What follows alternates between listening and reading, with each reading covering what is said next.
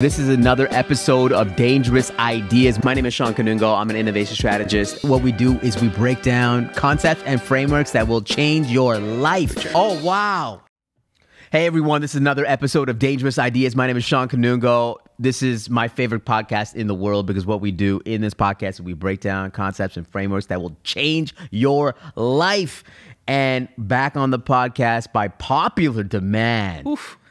Adam O'Brien from Bitcoin Wealth, thank you so much for being here. Oh, man, I'm happy to be back soon. It's so good. You know what? The streets are talking. They're like, we want Adam back. We want Adam back. I think people love your energy. They love they love that we are so different. They love that you are a maverick. You're a pioneer, and you say what's on your mind, and you're unafraid. And I think that's why the streets love you, man. Oh. You know what's crazy?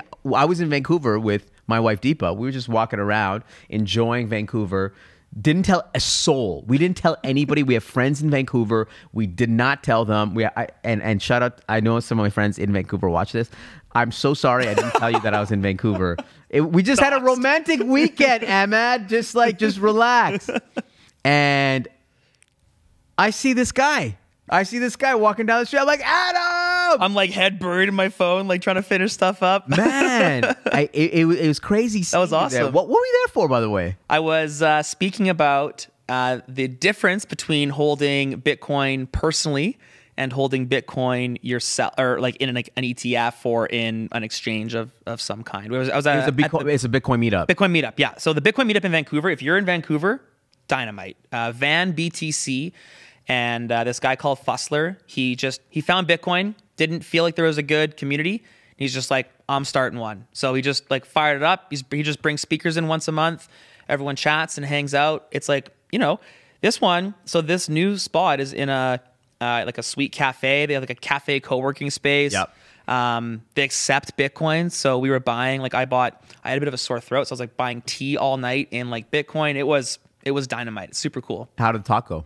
Talk was great, man. It was, so I've kind of been, I've been sharing with you privately, I've been like leveling up my desire to, I want what you have. I want that big stage with the you're gonna get it, dude. You're unstoppable. Well, you're unstoppable. We'll see. And so I've been putting a lot of effort into that. And so when he asked me, he's like, hey, come chat. I've talked to this meetup before a little bit, but mostly just whatever, kind of shilling the company a little bit. But this one I wanted to no, I'm going to provide some real value here. Yep. And so wrote a pretty good, a 30-minute presentation on just the importance of Bitcoin and how Bitcoin is freedom. One of my hooks is Bitcoin is a lousy investment. And we kind of broke that down a little bit. It was, it was really well received. I had people come up after, and this is what gets me. They were like, this changed my life. I'm going to act on what you said. And I was like, whew, that is dude, that's dude, insane, man. This is why I speak. People coming up to you, watch this. People come up to you, they say, that changed my life. Yeah. And then the real mind fuck is when they actually go off and do that. Right. And it's like, credit to Shawn, because he, 2 years ago, 3 years ago, 5 years ago, yeah, man. That is the greatest drug in the world is seeing somebody change their life, their business, their career. I mean, it's part of the pod. That's the greatest drug in the world. Totally. And I am addicted to it. Yo. Just the ability to make someone's impact. And I told this story in the last podcast that we did. I was in Cartagena a couple weeks ago, and I finished the keynote, and I was in the back of the Uber with somebody from my agency, and in the front of the Uber was a participant at this keynote. And in Spanish, my agency was asking her, how did you find the keynote? She's like, this changed everything. I met with my CEO afterwards. Literally right after the presentation, we revamped our entire strategy. We're moving from this B2C model when it comes to trucking. And I've been working on this for years, and we finally were able to make it happen. And dude, I just sat back in that Uber and I was like, I just want to do this for the rest of my life. It's just it's an incredible it's an incredible privilege to have a stage. I don't care if there's 10 Bitcoiners in the room or 1,000 people, whatever it might be.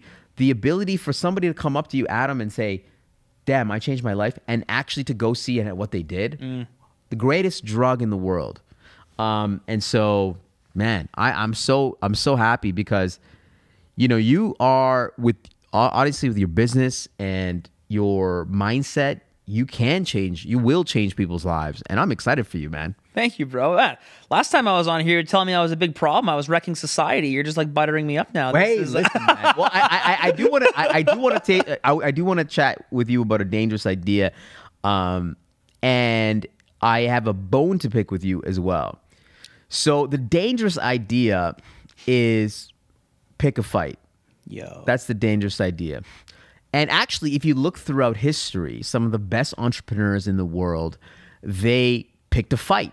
You see actually Elon doing this all the time. I think he's really brilliant. Fights. He loves to pick a fight. Traditional media, Disney, and people love just Bob very Iger, specifically Bob Bob Iger. and people love to rally for Elon because he's picking a fight. A great example is Salesforce. So when Salesforce started, they were mavericks in their particular space. They were the first cloud software as a service company, and they really wanted to pick a fight against these old incumbent organizations. Right. And I think that's the reason why Dreamforce, which is their signature conference, it was they were bringing this army together.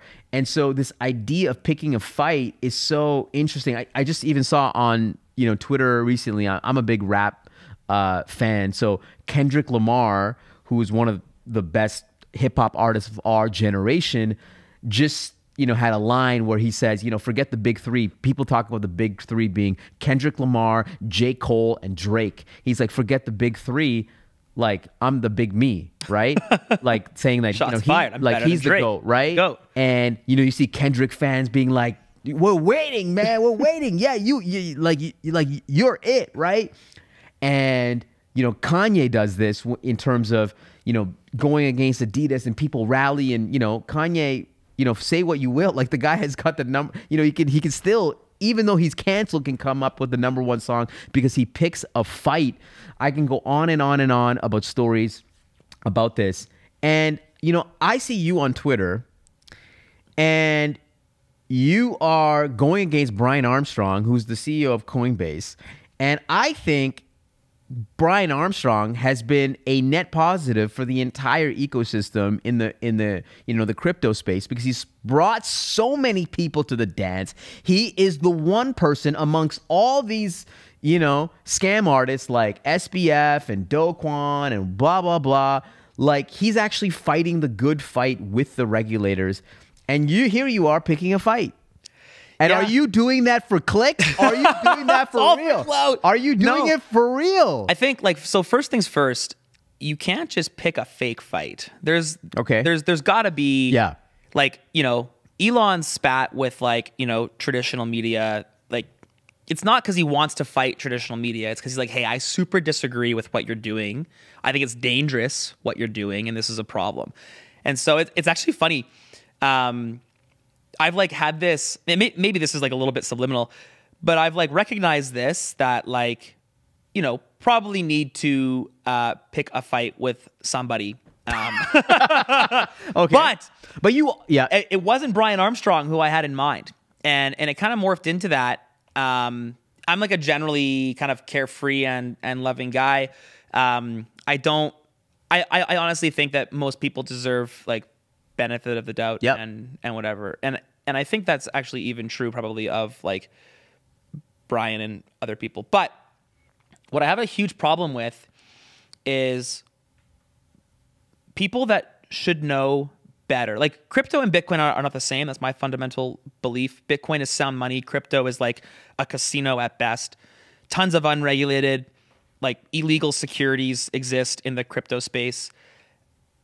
Coinbase enables all of those things. Moreover, Coinbase encompasses everything I hate about legacy finance. They do not force their users to take self-custody, meaning like the truest advent, the truest benefit of Bitcoin, first and foremost, is that it's sound money. But we've already had sound money, right? We had like gold existed in the past, gems, like shiny things, like rocks. Those are all forms of sound money. What do you mean by sound money? What sound does that money mean? being like money that is decentralized, that is transferable, that is scarce, that is divisible, like the traits of sound money. And if like that's like a proper term. Sound money, basically a safe place to store your value would be sound money. Like the dollar is not sound money because it's like limitless and inflated. And so Bitcoin is sound money, and that's great. And it's because of all those properties. But the best part about Bitcoin is that it's easy to hold yourself. For the first time in history, we have sound money that I don't have to give to somebody else to either like manage or hold, right? Like think about gold. Think about like if you inherit a life's work of gold, it's like hundreds of thousands of ounces. But Adam, like the reason why someone else holds it, the reason why the bank holds it is because they have the analytics, they have some infrastructure. For what? For you to make it easy for you to transfer to other people. That's wrong. For you to, because you don't, if Coinbase was actually part of the Bitcoin ethos, they would make a platform that made it easy to use from your self-custody. Like the only reason we give our money to somebody else is because you just can't physically hold money. Agreed. Right? And so in the same way that the innovation of Bitcoin was that you can hold it yourself, you can hold sound money yourself, why on earth are we taking the best property of Bitcoin and eliminating it solely for the purpose of what? Analytics? Like, is that worth it? And I don't believe, going one step further, let's take it out of here. Imagine we were like, okay, great. We have these electric cars and they're awesome, but the range sucks. And we all believe that electric cars are going to save the planet. Everything's great. It's like, well, what should we do? Oh, I know. We'll tow around diesel generators so we can always charge our car. It's like, doesn't that kind of defeat the purpose of we're just charging the battery with diesel generators? It's like, okay, great. We have sound money that I can hold myself. Yeah, get in there. Can I go back to Brian Armstrong? Yeah. Why are you picking a fight with the guy though? I get it's a different mindset. Right. He's trying to make it easy for people to he's trying to create the UI for crypto, basically. Like just make it easy for people, right? Okay, I'm holding this, blah, blah, blah. He's giving people dopamine. Bitcoin gives people freedom. He wants people to feel like they're getting rich with paper gains by holding their money, keeping their money. Like he's bragging about having 90% of the ETFs Bitcoin. That's a massive security risk. First things first. Like first and foremost, when you have that much money concentrated in one spot, and by the way, it is not like we have that much money in one spot in the banking system, but you can just undo bank transactions. Like no bank transactions ever finalized. Bitcoin transactions are finalized. If the security of Coinbase gets breached, done. Game over. It is a massive honeypot. That's irresponsible at best. And then second to that, we can dive down the conspiracy rabbit hole here, but Executive Order 6102 from the 1930s, we're not even 100 years away from that. That is setting the stage to just steal the Bitcoin. The government comes in and says, economic spending is a problem. Yep. People don't spend enough, right? We hear this language already. We have to kickstart the economy. We hear this language already. We need people to spend. How do we do that? Well, let's make savings tools harder and difficult, and in this case, in Executive Order 6102, illegal. And so how do you do that? You just take it. Now, if somebody comes to me, government comes to me and says, give me your Bitcoin, I'm going to say no, flat out. I will always say no because my Bitcoin are too important to me. If somebody goes to Brian Armstrong and says, give me all of your customers' Bitcoin, what's he going to say? He's not going to say no. Right. He's going to say, okay, here you go. Here's the keys. Yeah. So it's like, that's a problem. We are taking the virtue of Bitcoin, shoving legacy financial principles on top of it. And I think that's a problem. And I don't okay. Yeah. I just don't think that is. Okay. So let's get back to the do you think it's beneficial though to pick a fight with Brian Armstrong? personally beneficial. There's probably. By the way, Brian Armstrong does not know about this fight. No, yet. he's got no clue. But when I don't even say it's a fight. But I just like you're maybe blowing it up a little bit. I low key said, hey, this is dumb. You shouldn't be doing that. Not even you. I was like just on a pod, like we talking about, we like played a clip of him on the news. Like this is not like a big. No, I know. I'd have like a team of security guards if it was a big thing. Maybe I do. I do not think it is beneficial, nor do I think it's necessary to call out like Brian Armstrong, the person. I think the actions of, I think the philosophy of is more where I'm interested in like dispelling. Because there are people like you who are interested in the space, who like the space, who think and believe that crypto, Bitcoin are going to change the world, that think Coinbase is a safe platform to transact on. Yes. And it's not. Okay. And that's the problem. Maybe I'm talking my own book because I do have some funds on Coinbase. Yeah, and you shouldn't. Like if you had funds on FTX, where are they now? Right? If you had funds on Quadriga, where are they now? Mt. Gox, where are they now? BlockFi, where are they now? That's why I believe in Brian Armstrong, because he's gone through the steps of working with regulators to... Dude, that was SPF's literal... That was his campaign. No, you're right. You're right. If you don't think we can buy regulators, are you not watching? Like, right. You should be weary of the one who are closest to regulators. Right. In this, especially in this world with the money that the regulators hate, like outright. Bitcoin is a threat to the US dollar, is the regulators. That's what the regulators say. We think that the guy cozying up to the guy who thinks that Bitcoin is a threat is a net positive for Bitcoin? Yeah. What? Like, I don't think so. And again, I'm not sat here like I got to pick a fight with Brian. I'm sat here like there are good people who I care about who think Coinbase is safe, and it's not. And it's setting the stage for... I love this, man. It's setting the stage for disaster. Because it will, like, it will 100% happen within a certain time frame. Just like every human being, if they lived forever, would get cancer, right? That's the human, like, that's how the cells work. Every Bitcoin exchange that holds customer funds will lose them, period. It will happen. I don't know on what time frame, but that's facts. That is going to happen. And so it's my mission... like Bitcoin enable independence. It's like you can't hold Bitcoin on an exchange that actually wants to enable independence. It doesn't let you do it.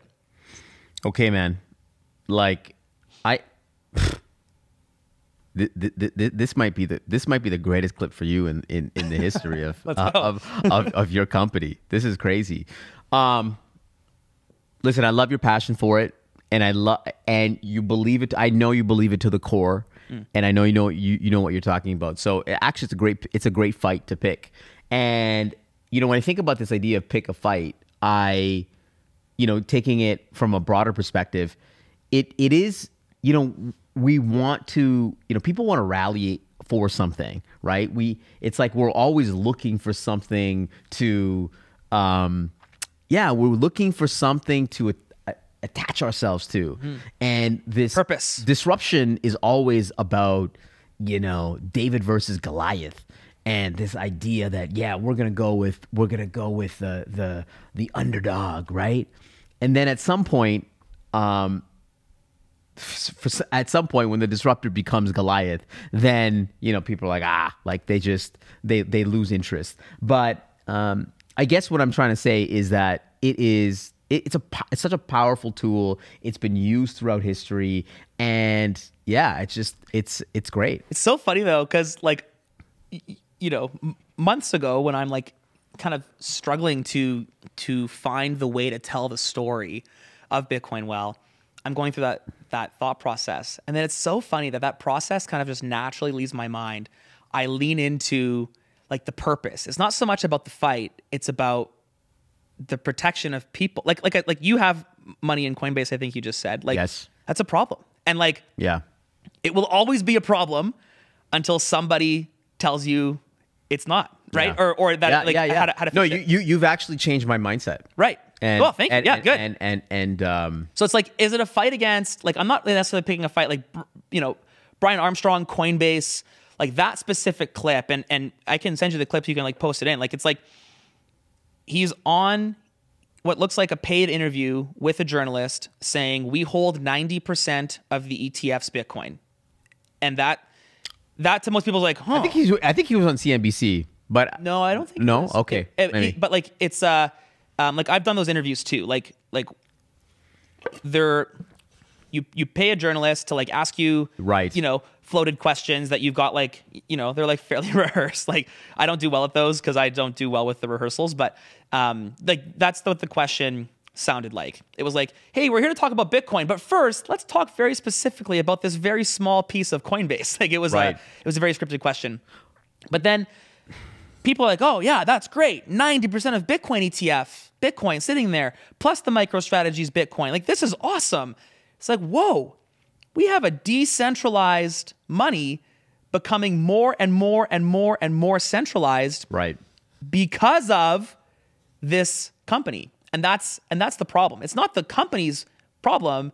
It's what the company is doing by like, honestly, I think there is a responsibility for companies who actually believe that Bitcoin is freedom. And maybe he doesn't. And like, shame on him, right? But there's a responsibility to not let your acts become so big. Like, for example, Bitcoin will never hold customers' Bitcoin, because I firmly believe, now we might partner with somebody else. Yeah. We might use a third party, direct you to a third party, because that is a big barrier, right? Like for you, if I was like, yo, make sure you grab all of your Bitcoin, all of your crypto off of Coinbase, you'd be like, oh, where do I start? I got to get a seed phrase. I got to get a wallet. Is this even safe? Like that's a problem, right? There's some barriers to entry there. It's easy for you to like email, e-transfer, buy, and then you're done. You're not thinking about it. But so I know that's a barrier, but I do not believe the person that sells you Bitcoin should also be the person that holds your Bitcoin. The conflicts of interest are too great. Right. And it's like, is there money in doing that? Yeah, there's a ton of money in doing that. So, man, I love it. I think you convinced me. I'm going to talk to my financial manager, which is my wife, who she takes care of everything, and she makes all the finance. I need to hear a number, man. We gotta talk about Bitcoin. I gotta get the Kanungo Bitcoin wallet sorted out here. Yeah. Don't worry. She's a better finance person than me. Anyways, okay. So let's move on to another dangerous idea. So, and I've been thinking about this a lot because I think it's a really important, I guess, strategy tactic that we should all be thinking about, which is starting from zero.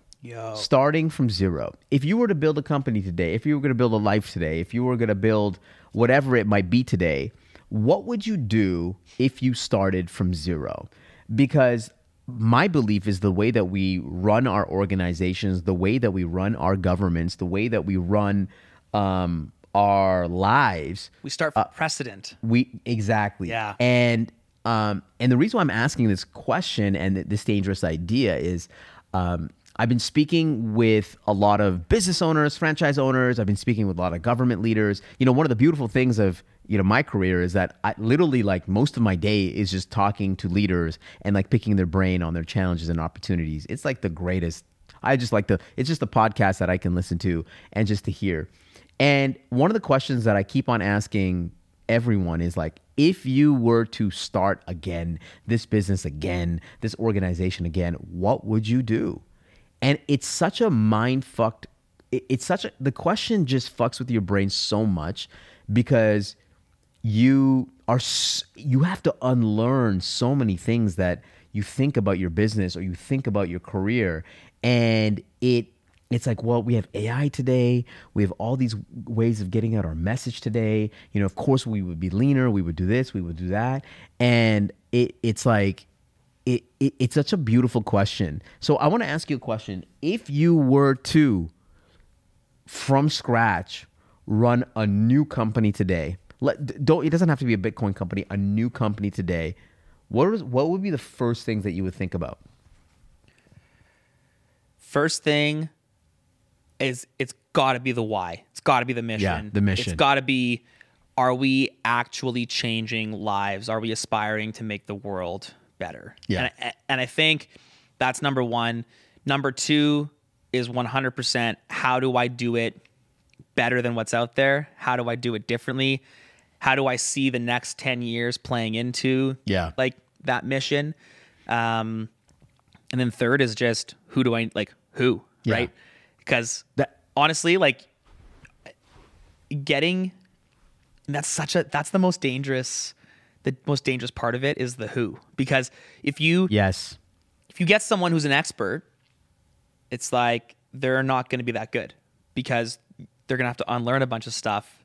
You know, they're going to have a bunch of bad habits that they're bringing in. They're going to have a bunch of experience, but they're going to have a ton of misconceived notions. You know, oh, well, my old boss wanted things done this way, so now I'm biased in that way. Like there's a ton. And like when you work with professionals who are like experts, like specifically like lawyers or accountants is maybe what I'm talking about mostly here. It's like, hey, I'm not a huge fan of this XYZ.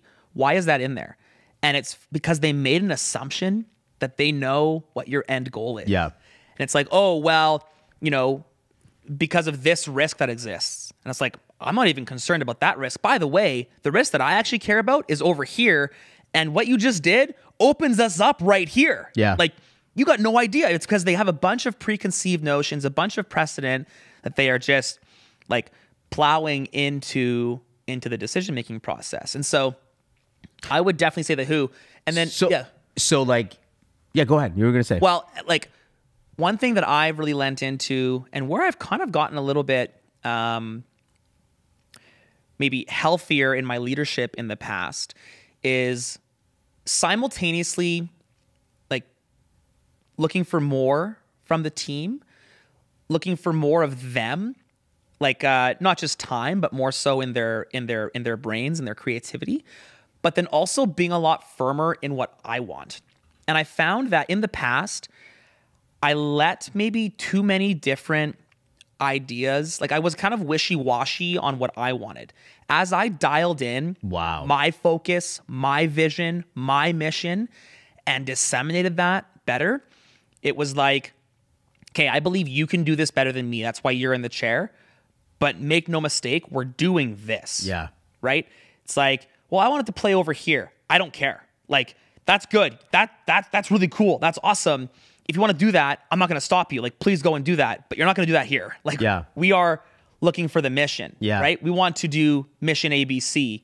And so simultaneously giving more freedom and like, you know, whatever to the team while, you know, nailing in like, what I want as the, you know, like I think that's beautiful, man. Yeah. And it's funny that it comes back to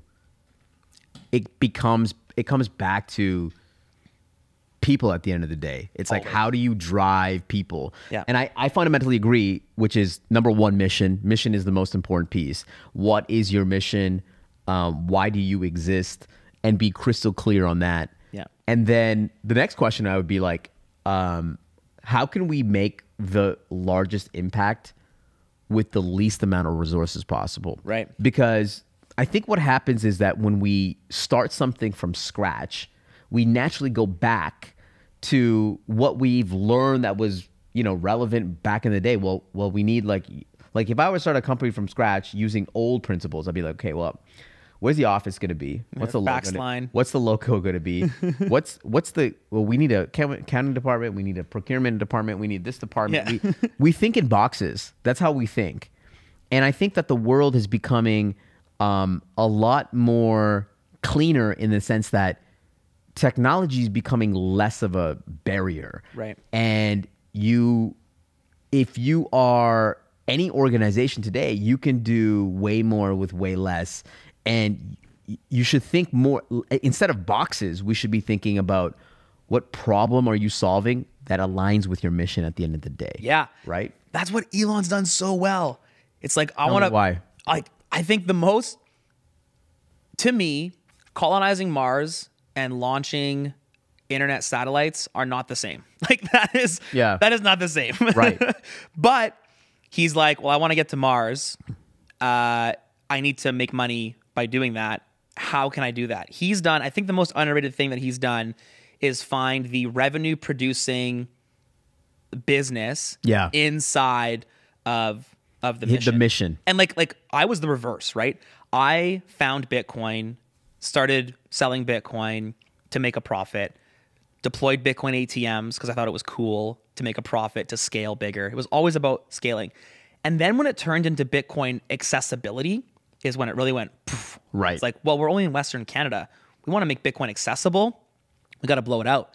And then Bitcoin accessibility, it's like, well, this is not enough. We need to actually enable independence. Bitcoin Right. accessibility is a piece of independence. And then when it became enable independence is when it was like, whoa, this is crazy. And so I went the reverse track, starting from that piece going in, like we'd be 10 times bigger and I would be, further along in enabling independence. But if you're just there to make a buck, and it's it's so hard to flip that switch. Yeah. I guess piggybacking off this, another dangerous idea that I don't know if I fully agree with, but it's probably one of the most dangerous ideas that I've heard recently. I'm not sure if you know Jason Fried from Basecamp. One of the most, it's a bootstrap software as a service company. I think they're a SaaS company. I don't. Yeah, that name sounds familiar, but I don't. Jason Fried. He's got a book called Rework. The way that they run their company is really unique. And they were just recently on, Jason was just really recently on this podcast called the My First Million podcast, Shawn Sampar. I listen to it all the time. Great podcast. But one of the dangerous ideas that he has for his company is that they do not have any goals. They do not have any goals.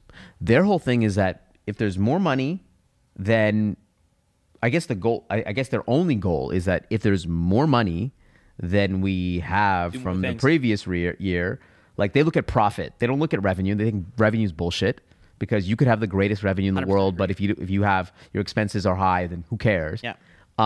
It's about profit. They're not venture backed. They're bootstrapped. And that's the only thing they're looking at. And so the way that they design their entire company is they have no goals. They're like, let's work hard.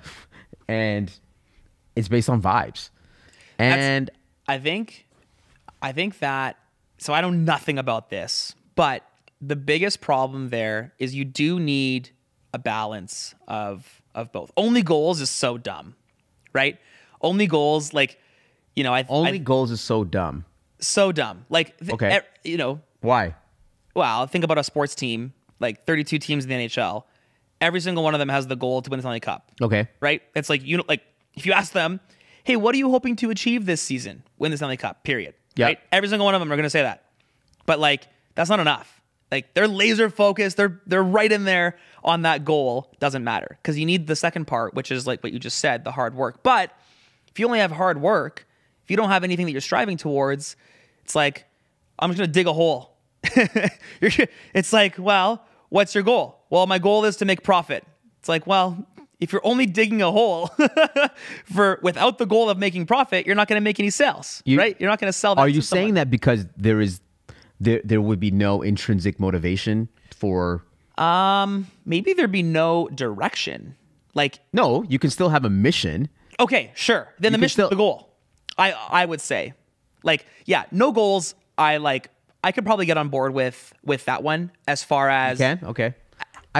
As far as like goals, like, so this is a real story. And I actually struggle with this. Maybe I align with this more than I maybe originally thought. Goals, it is my belief, can hold you back.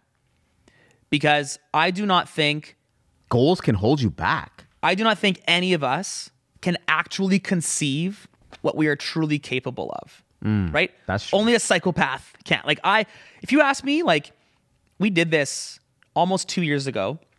We had to, like, we were like planning for the next, little bit. We were doing like a 10-year target, a 3-year picture, and then a 1-year like plan. Yeah. And so 10-year picture, what does that look like? I was like, Bitcoin well worldwide, 1 billion users. Like, wow. Just like, like insane. Love it. And like, I was obviously like the most like, like insane one that exists. And it struck me that I don't really live in reality or I don't live in like, yeah. I'm not living in 2024 right now. I'm living in like 2028. I'm genuinely scared about a 6102 executive order of like people stealing Bitcoin, like the government. Like I'm actually scared about that. That's not on anybody's radar right now because I'm living down the road where that's possible. And so if the majority of people are setting goals inside the realm of what's possible, then you're going to live inside the realm of what's possible. If your goal is set too low, then I don't think you actually achieve like what you're there for. We just launched Operation Toro at work. It's like the Bitcoin bull market is here. It's a short window of time, as we know. Yep. I was like, let's go. It's go time. We're gonna rip it. And loaded the team up with options. And I'm like, I've got this like insane like work ethic. I don't sleep a ton. I'm like, I'm in. And the team sees that, and it's like becoming apparent that I'm kind of going to start expecting that of everyone. And they're all like, well, what if like, we should be like, what if we burn out? And I was like, you should burn out. Like, this is the time to burn out. In fact, I want you to burn out right away, because if you don't burn out right away, we're never going to know how far we can actually push. And I was like, and like at that time, this is like a couple weeks ago, I was working from like 3 in the morning until 11 p.m. Like that was just like, that was the work schedule that I was on. And there was like, it was a very short window of time that I had to do a bunch of things. And I was like, yeah, I'm not feeling good. And as a result, I was like pretty sick, after that. Probably that was my point. But if you would have asked me like, hey, how much can you work? I wouldn't have said 3 to 11. Like I would have said, well, 12 hours a day is probably my max, right? Well, I got 50% more than 12 hours a day. If you don't push yourself to the point of absolute failure, if your goal is 12 hours a day, which is an insane number, right? If your goal is we're going to service a small percentage of the total addressable market, that's insane. Good for you. That would be an incredible feat. But I don't know that it's your full potential, because the human brain is a governing, like the brain is a governor. It is not a pusher. And so I'm gonna wrestle with this idea of having no goals. What I do believe to my core is that, and this is why I love innovation, because to me, innovation is actually not about the outcomes of the goals at the end of the day. To me, innovation is about your identity. It's like, are you willing to be the innovator? Are you willing to look like a joke?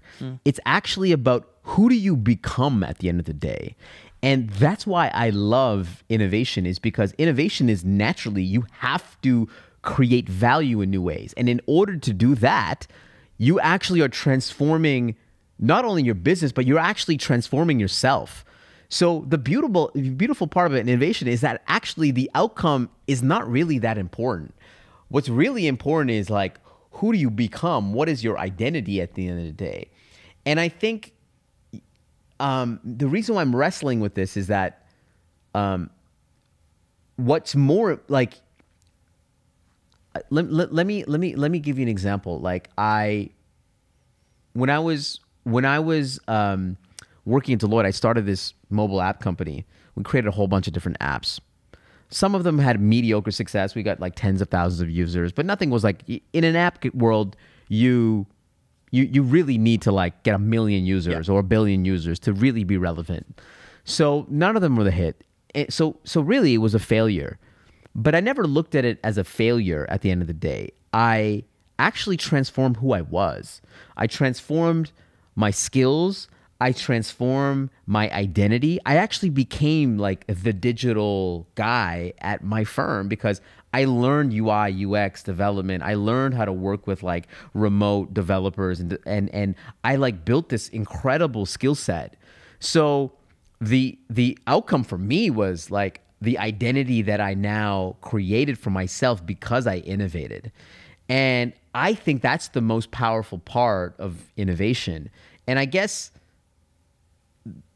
in a sense, what I'm saying is that it's not that I had a goal in mind. It's just like I tried something new, and I created some value.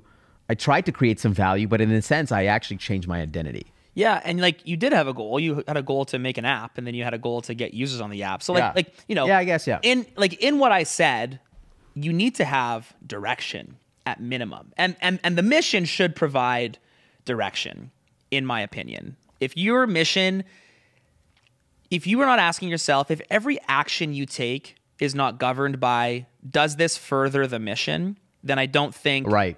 And like, you know, for someone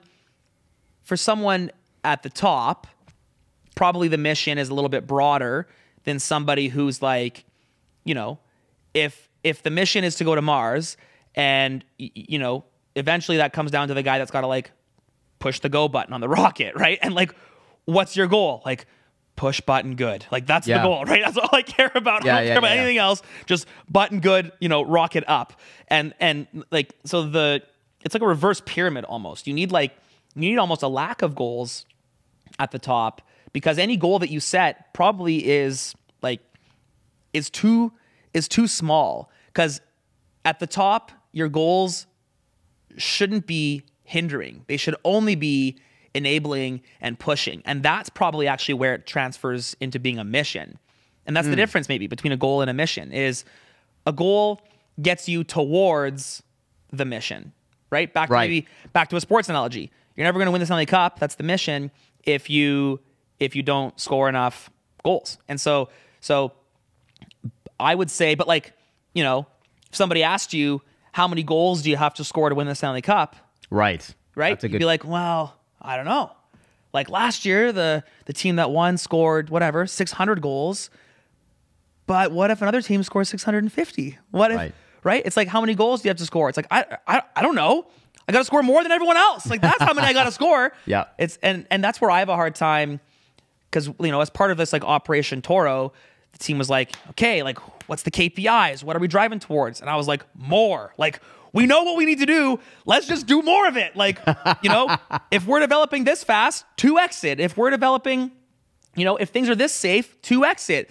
If we're getting, you know, 5 users, make it 10. Like that's the goal, is just, but, and then like, you know, kudos to my leadership team that were like, no, like that's dumb. Like, how are we going to be this abstract? And so they, credit to them. And this is where the team works, is like, they boiled it down. They can translate the Adamness. They know that I'm living in 2026, and they know that I'm like, you know, a bit of a psychopath, but like every single thing that I do translates into enabling independence. I think what's really important, and I talk about this a lot, which is this idea, we just talked about the importance of a mission and understanding and having a clear goal in terms of what that mission is.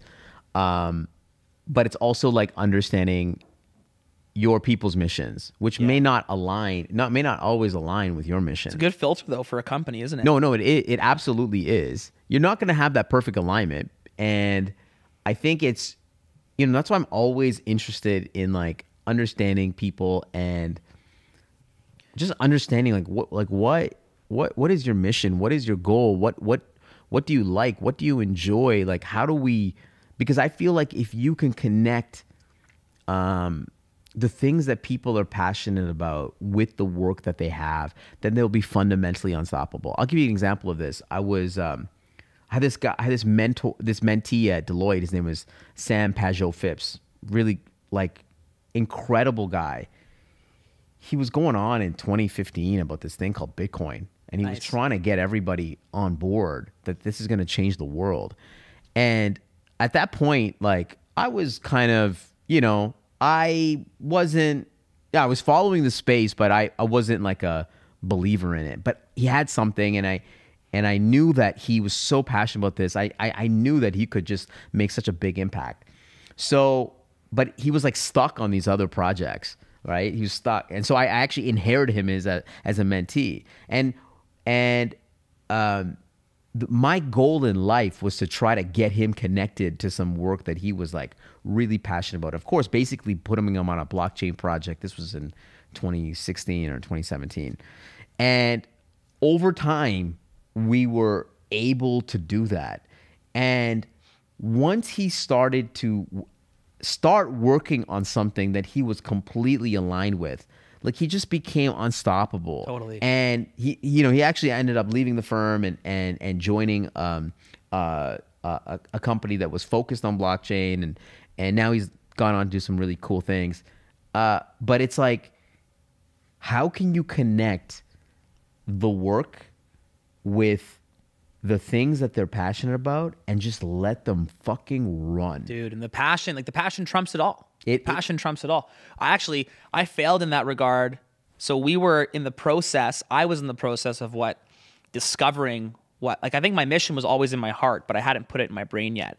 And so we had this individual who was leaving the organization to go on to other things. I was being supportive of. We do an exit interview.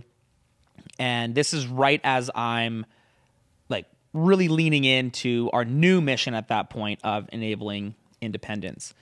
And so we do the exit interview, and this individual, I'm like, what's going on? How was your time? Like, what feedback would you have for me? It's like a good opportunity for people to give you a good one in the back or in the gut if they really want to. And he was like, oh, it was good. Like, love the team, blah, blah, blah. He's like, but it's kind of a, like this freedom vibe that we have, this libertarian vibe that we have doesn't really align with my core values. Yeah. And I was like, whoa. I was like, it really shook me for the first time that Bitcoin, blockchain, crypto, like he was coming to work for a crypto company in the blockchain space, whereas what I was leading was a Bitcoin company focused on individual freedoms and independence. And it was like my failure to communicate my mission, it trapped that individual, right? He came to try and get into a financial industry. Our company has very little to do with finance. Like a traditional finance guy would walk into our office and have no idea what to do because there is very little to do with finance. We are an independence company, and we just happen to use Bitcoin because it's the number one independence tool on the earth. And so my failure to communicate that up front, like it was the wrong, and he did incredible work. Don't get me wrong. I'm not like bashing what he did, but he probably didn't enjoy his time. Yeah. And frankly, we probably didn't get as much out of him as maybe we could have because of the lack of ideology. And then on the flip side, though, we had other people that came in maybe with that same because generally in the tech space, like you're gonna get a lot of bias away from libertarianism, right? You're gonna get a lot of bias towards like what I would call communism. And it was interesting, in having discussions, you're working late, you're having lunch and dinners and things. In those discussions, watching their ideologies kind of shape and form. And so, it's interesting. Dude, I need to, how you started this conversation by saying that this is, somebody came to your talk and this is changing your life. This is changing my perspective. This conversation, I'm just having like this moment where I'm like, I need to be way more surgical about where I'm going, the mission, and articulating that and driving that so much more. And the reason why I'm having an epiphany because it's like, I have this great fortune of seeing all these like strategy docs, and like companies will send me like literally like yesterday, over the last couple of days, I've been just deep diving. This company sent me like 6 hours of their entire video of their entire strategic team, their everything on their plan, every growth, blah blah blah, like everything. I was talking to a whole bunch of their franchise owners, and like I have everything. And the one thing that I come back to is like, is everyone aligned around this particular mission? Right. What are they doing to get focused around this particular mission? And the more clearly that is defined, the more I mean, they just have to put a fucking stake in the ground. It has to be a lightning strike at the end of the day. Bingo. And we have to just, man, I'm just like, it's got to be governing too. Like, it's got to be governing. Like we had this is a really good example of how governing, using your mission to govern product is so crucial and led to innovation in this case. So one of our products is a recurring buy, which means it's set it and forget it. Like me, for example, I buy $69 of Bitcoin on Tuesday and on Friday. Yeah. Every single week, 2 days a week, automatic, straight to my cold storage. And so every other company, literally every Bitcoin company in the world offers this product. It's not a new product, right? It's like an age-old financial tool. But what they do historically is there's two ways to do it. You either fund a balance, which allows you to have Bitcoin get drawn out of that balance, which is fine, but it's not really set it and forget it. Yep. Or you connect your bank, which means you can set it and forget it. But then, like, the Bitcoin platform has your banking details. That's like not very independent, right? Doesn't allow the user, the customer, to have maximum control. So those were our two options. Either you leave, like, as the Bitcoin platform, you give me money and I will draw from it, not very independent, or give me your bank details and I will pull from your bank directly, also not very independent. And so we went back to the drawing board and we came up with a third option, and that was using the bill payment system in the banks. So you set a recurring automatic bill payment in your bank, send it to us, and then we've written the scripts on the background that every time that unique... You need an API for that? Yeah. Lots of different APIs and things.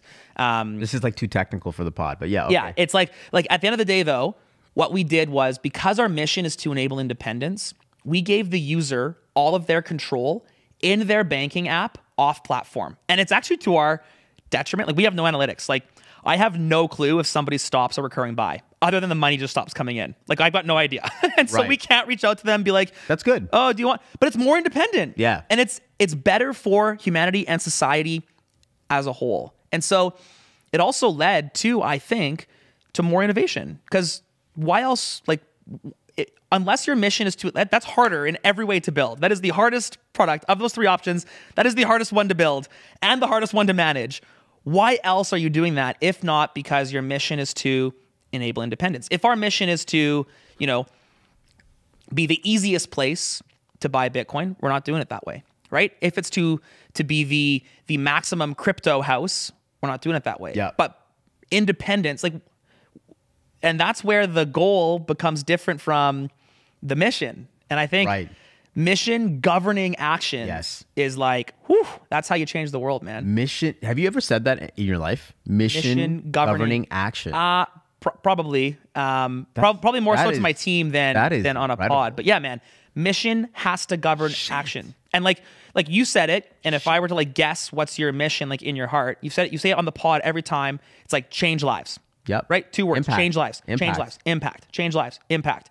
And so it's like, all right, what am I going to spend my time doing? Yep. It's like, okay, we're going to set up this pod. We're gonna plan for a guest. We're gonna like chop it up. We're gonna have a team of people who's like cutting it up, distributing it. But if your goal is not to impact, if your goal is like, one-on-one, because your goal is probably change lives, change tons of lives, change the world's lives. Well, that's different than like one-on-one time. If you're like, I want to change 3 lives like 500%. You're 100%. And it's like, right. Okay, well, I got to find 3 wicked people that I'm going to just build into and like love into and like support. That's 2 different things. Yeah. Right? Yeah. Totally. We both want to change lives, but so yeah. I talk about it all the time on the pod, is that, I'm in this business to make impact, right? Yeah. And whether it's through this pod, whether it's through a keynote, whether it's through a video, whether it's through a streaming platform, whether it's through a book, like, how can we make the biggest impact so that people can like embrace this idea of innovation, so that they can go off and change their lives, their careers, whatever. And that is what but I need to do, this conversation is important to me, because it's like, I just need to be able to articulate that and get the idea of, mission governing action, as you said. Yeah. I love that, because I believe in having a bold aspiration. I think the piece that I'm like the missing was like that it has to govern all your actions, basically. Every single one. And Yeah. to the detriment of short-term success. Remember last time we talked Yeah. about like time preference? We talked about like that quick hit dopamine. Yeah. Right? When your mission governs your actions, sometimes you got to pass up on that quick hit dopamine. Yeah. But it's for the long-term success. Yeah. Do you feel, by the way, another dangerous idea is, as you continue to become successful, as you continue to raise your own status, that you have more and more opportunities coming to you, and your ability to say no at a higher level just becomes harder to do. I'll give you an example of this. Just recently, somebody that is very important within the government, I'm not going to say who it is. Come on, name drop. Asked me. Dangerous idea to always name drop. Asked me to take on a very important position.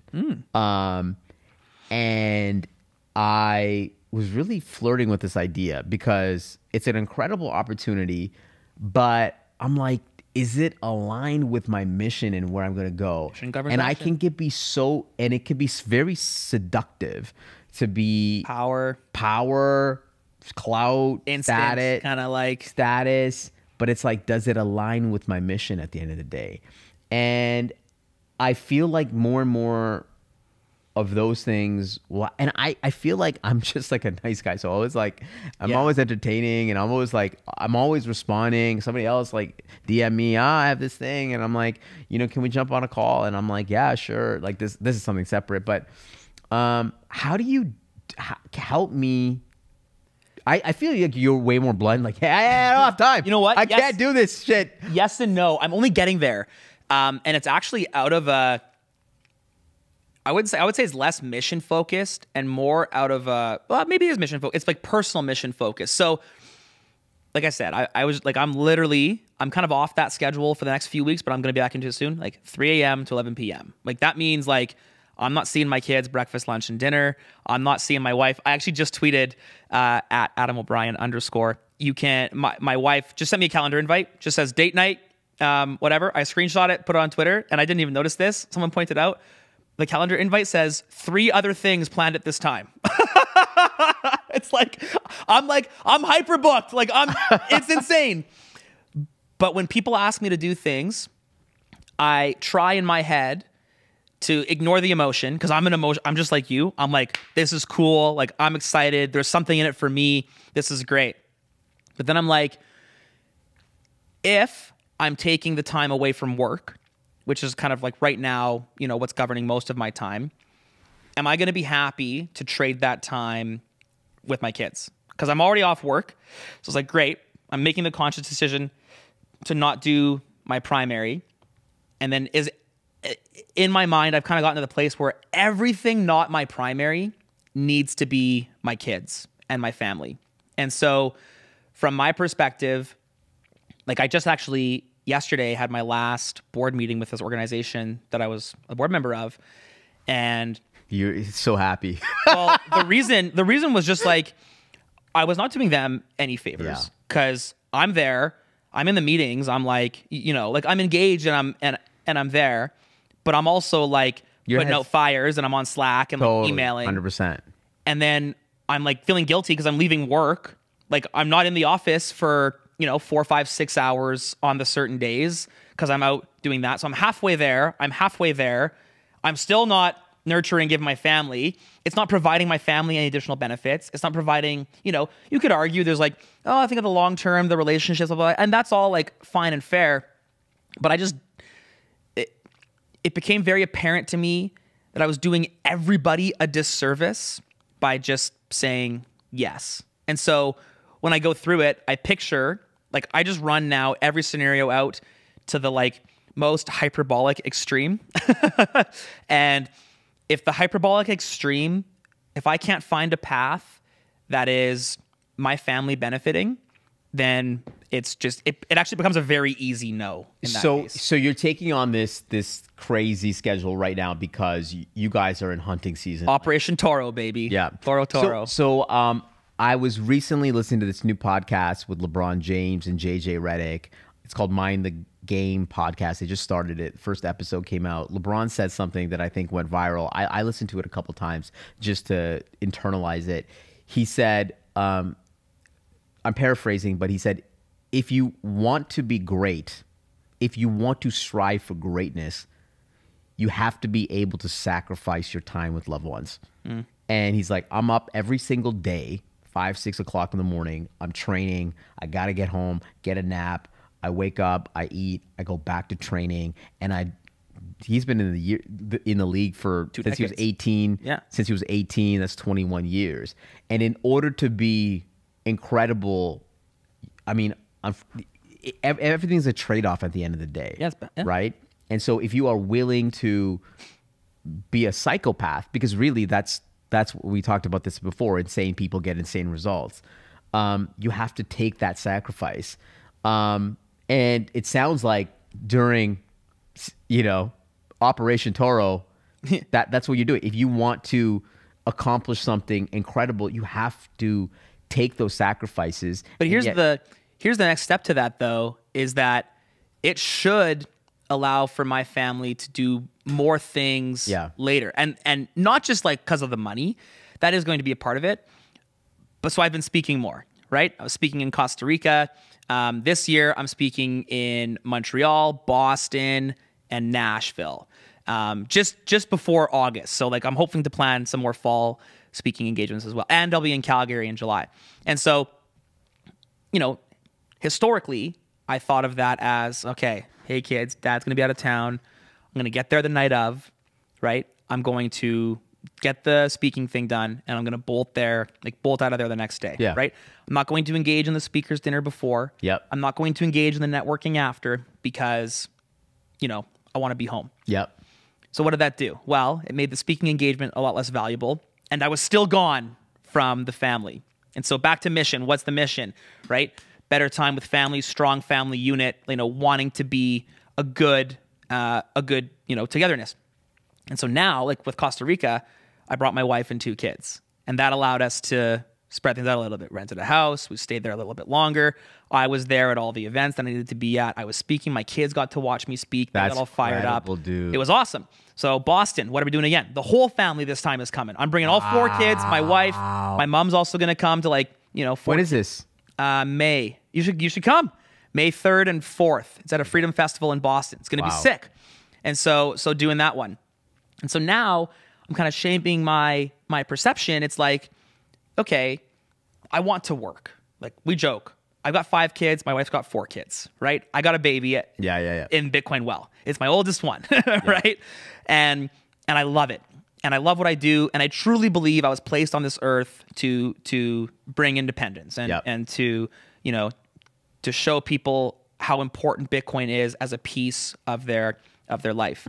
And so that mission combined with my family, like family is part of that life that I'm trying to build up. And so going back to the drawing board, thinking, well, how do we do that? It's like, well, let's just get the kids used to traveling. Like, why do they have to be at home? Right. Yeah. And so, yeah, man, I think that's just the way that mission can govern actions. It's like, just find the problems that exist, understand the why of the problem. Like, oh, I hate being out of town. Why do you hate being out of town? Well, I just miss my family so much. Well, simple solve, just bring the family. Yeah. Like, you don't actually hate being out of town. You hate being away from your family. So stop being away from your family. Like it becomes a different solution to travel less or be gone less. Right. And so from my perspective, yeah, I think it's super advantageous. And so, yes. But do you believe in LeBron's statement that you need 100%. To be able to, in order to truly be like extraordinary, to be remarkable, that you have to be able to sacrifice time with loved ones? You have to. And I don't think that's bad. Like, I think my kids. So the other thing, I sent this to my wife, and she said, on the flip side is that everyone should learn that your presence is not the thing that we are, that makes us, right? Right. That like, yeah. So it's on the flip side. It's like, that's another learning. It's like, yeah, you love your mom. She works hard. But you know, that shouldn't, I don't know, that shouldn't dictate how you live your life, because she's living her life, and I don't know. Yeah, man. No, I think LeBron's got it nailed. And like specifically speaking about, like, you know, LeBron's saying loved ones, I'm saying kids. So there's maybe even a bit of a difference there. No, I think he's saying kids. He's saying kids. So like, I mean, his wife too. Yeah. Like tight, you know, family unit, right? I think that sacrifice of time with family in the short term can go one of two ways. If it's done poorly, it's going to lead to disaster, right? It's going to lead to, like, you know, daddy issues and, like, you know, some strife and divide. But if it's done properly, with strategy in mind and the end goal in mind, like, my kids are going to watch me work a ton. They're going to be in the business a ton. They're going to be learning. It is, people always like joke like, oh, when's Grayson, you know, getting a job at Bitcoin Mall? I was like, hopefully never. Like, hopefully he's going to be 12 and be like, I got the next thing. Yeah. I'm stoked. You know, I need some support. Like, can you help me, Dad? And I'm going to have all the time in the world. Are you kidding me? It's going to be like, yeah, Dad's got a meeting in 20 minutes. I'm putting my headphones in. Like, let's chat for 20 minutes while I'm getting there. Or you're coming with me. You're going to sit in the back of the meeting and just listen and watch and absorb. How do leaders handle things? How do the people, you know, watch the people who I'm talking with? Like, what are they doing? Like, are we spending, you know, quality father-son time? No, probably not. But, like, you better believe, you know, he's going to be learning and striving to do that. And I'm sure you did the same with your parents. I did the same thing with my dad, just seeing my dad work all the time, and just seeing my dad grind for his family. Like, he was an accountant. He had all those, he didn't, like, this is like pre-Excel. He had like all those books, and like, just being in his imagine office. A world pre-Excel. Oh man. Just being in his office and just seeing him grind, man. Like, that's why I'm sort of wired the way that I am too. Right. Like, if you get me, like, I'm blessed that I have kids and a wife, because I think I would just be totally zoned into work 100% of the time. And I love my kids and I love hanging out with them. It's like my favorite thing to do. Like this week, Deepa, my favorite thing to do is when Deepa's like, this week she was taking a course from the entire evening. So I had to take the 3 kids the entire evening. And I love when she goes away, she like flies somewhere, or she can't like be with the kids, because it's just like me with 3 kids just locked in, and it's fucking awesome. They're awesome. Do you feel like your kids are a little bit better behaved when it's just you? No, I think they're better behaved when they're, I don't know. I think they're better behaved when there's not 2 parents. That's what I'm saying. Right. I'm not sure what my wife's experience is when she's alone, obviously, but so my wife too, this weekend she was gone, and she did amazing. She arranged for all the things. I got my lists and like all the rest of it. And I feel like my kids are like looking at me, because I'm not like, I'm not the good stay-at-home dad type. Like, we're like moving, we're on the go, we're getting it done. Yeah, me too. Yeah, we're hitting it. We're in the shops and getting it done. Yeah. And I feel like my kids are really well behaved, almost out of like fear, pity. They're like, oh yeah, like I could try to pull a fast one here, but like Dad can't handle that. I'm just gonna like shape up. We're gonna be in good shape. My like older 2 are helping out the younger 2. That's hilarious. It's they're like banding together. Good, man. It's great, man. I think it's great. No, it's honestly, it's incredible. Having, especially like you've got, you know, lots of kids and having like a larger family, it's like, yeah, I think it's good. I think that he's correct, but I wouldn't say the sacrifice is bad though. I think it's, again, like you're sacrificing that short term, you know, it does feel bad to be away from your family, but I think on the big picture, that sacrifice that if you didn't make that sacrifice, your kids would be worse off. Yeah, I agree.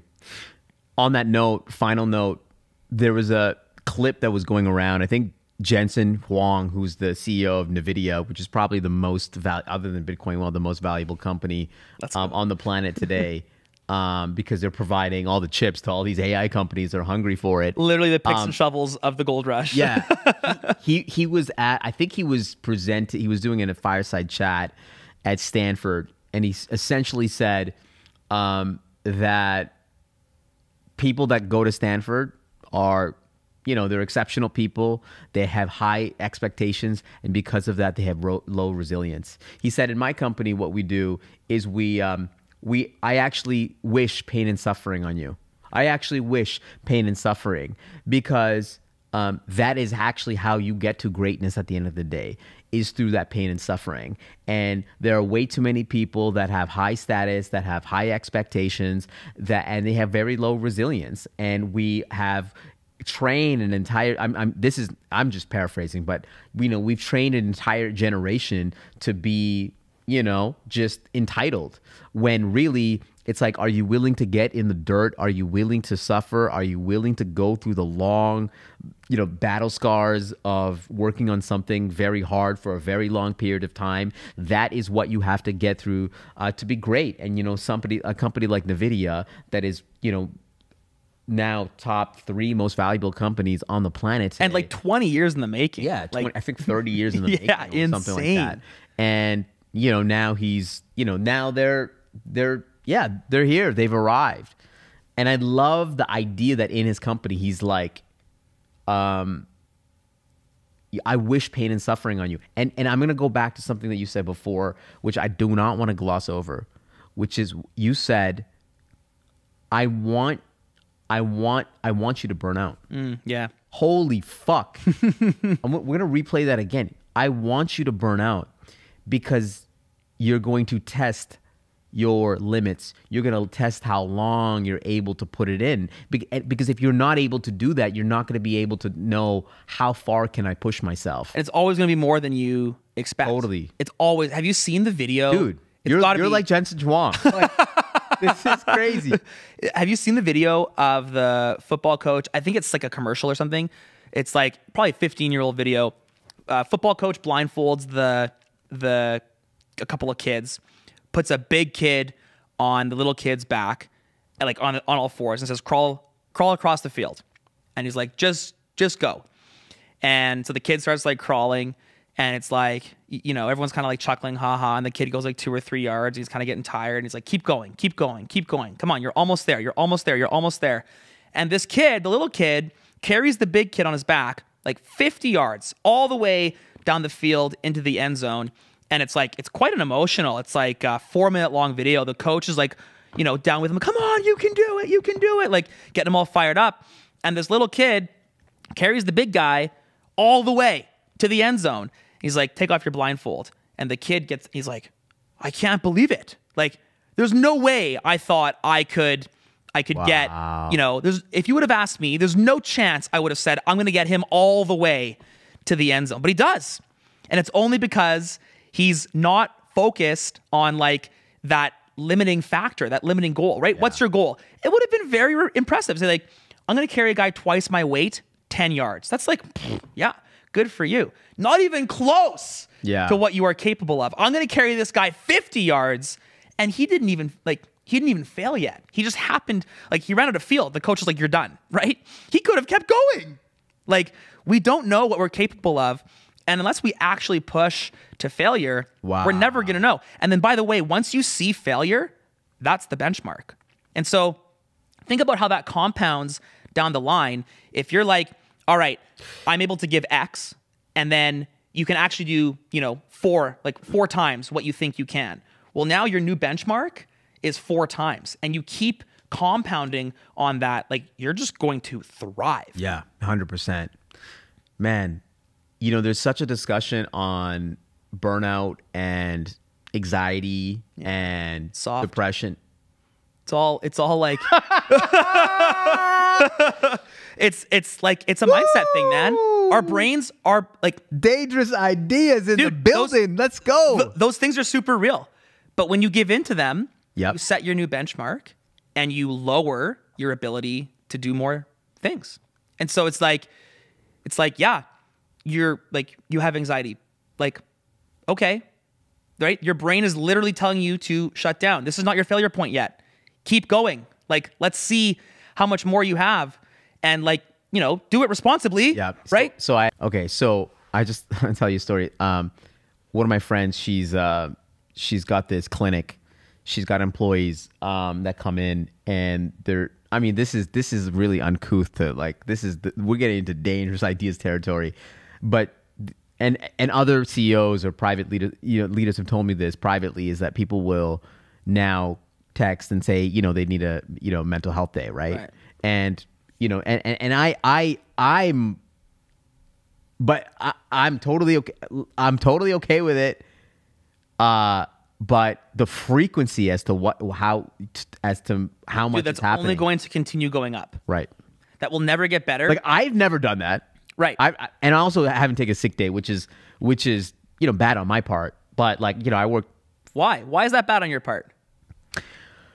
Because you if you're sick, you shouldn't probably get other people sick in the office. I think we kind of that. Oh, sure. That kind of let's be like, I know everybody should build your immune system, but like, sure, yeah, fair enough. Like when I say like I was sick last week, like like vomiting, like not in a good way, and I'm like literally in meetings, like on the earphones, like put the mute button on, like and so maybe like I wouldn't say that's taking a sick day. Like I didn't go to the office, to be fair, but yeah, man, that's not gonna stop. Like unless we push to failure, if we let our brains tell us where failure is, we're going to fail so quickly, like so soon.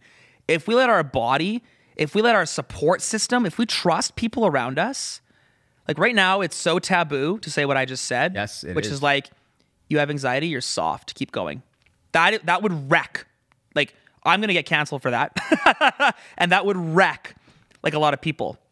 But like, I've done this with people that I care about deeply. Love that. Right? Like in my wife, and she trusted me so much to say okay. Wow. And she went through it, and she grinded it, man.